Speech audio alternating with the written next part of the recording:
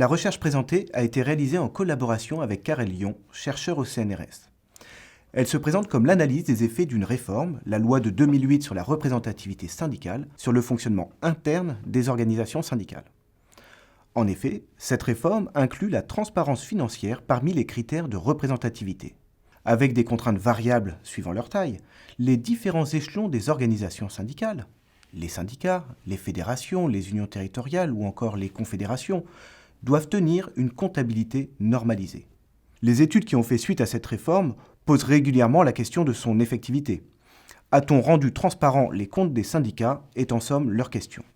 Dans cette recherche, c'est un autre angle qui était retenu, puisque nous mettons à distance l'idée que la comptabilité serait un outil neutre de mesure d'une réalité, la situation financière. Au contraire, nous cherchons, dans une démarche exploratoire, à comprendre les effets de l'introduction de la comptabilité sur le fonctionnement interne lui-même, et notamment sur les relations entre les différents échelons des appareils syndicaux.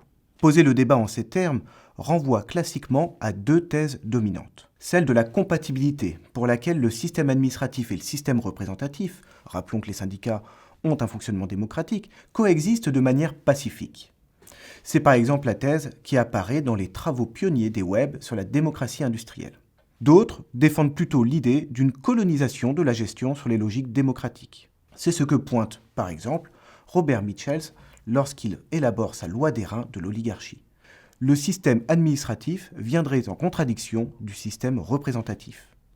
La thèse au cœur de la présente recherche se veut à distance de ces lectures instrumentales ou déterministes et se situe dans le prolongement des études critiques sur les outils de gestion.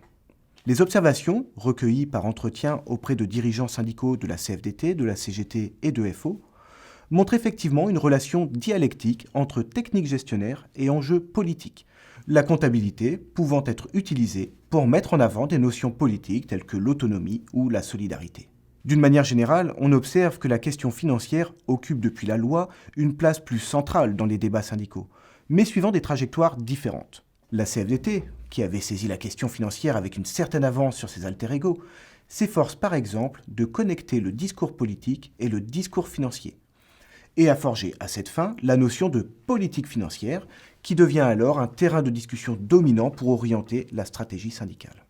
D'autres se tournent plutôt vers les enjeux externes, dans une logique de conformation aux pressions institutionnelles, pour se prémunir de toute mise en cause publique. D'autres encore en font un enjeu essentiellement administratif, vidé des enjeux politiques.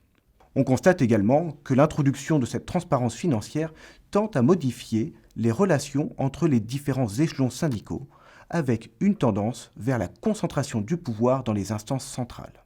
Alors que ces différents échelons sont tenus par des liens d'adhésion, la divulgation de comptes normalisés introduit une logique de comparaison qui ouvre la voie à une forme de contrôle des affiliés par les échelons supérieurs. D'autant que certains pointent le risque réputationnel qui menace l'ensemble de l'appareil si l'une des structures affiliées devait faire l'objet d'une mise en cause publique. Enfin, nous pouvons observer que la sophistication grandissante de la technique comptable fait l'objet d'une plus ou moins grande maîtrise par les appareils. En cohérence avec l'observation précédente, la CFDT, par exemple, développe activement des réseaux d'experts pour orienter en interne les pratiques comptables et en externe la normalisation. Cette recherche montre finalement que la comptabilité n'est ni un outil politiquement neutre, ni le cheval de Troie d'une logique gestionnaire qui imposerait une structure de pouvoir qui lui préexisterait. Les effets politiques de la normalisation comptable tiennent pour bonne part à l'appropriation qu'en font les acteurs concernés. Dans ce travail, une certaine variation est observée dans les pratiques et les approches, ce qui invite sur le plan managérial les acteurs à adopter une posture réflexive sur leurs pratiques. Cela invite aussi à prolonger l'effort de recherche pour identifier les conditions d'une appropriation stratégique des techniques gestionnaires dans les organisations reposant sur un fonctionnement démocratique et fédéraliste.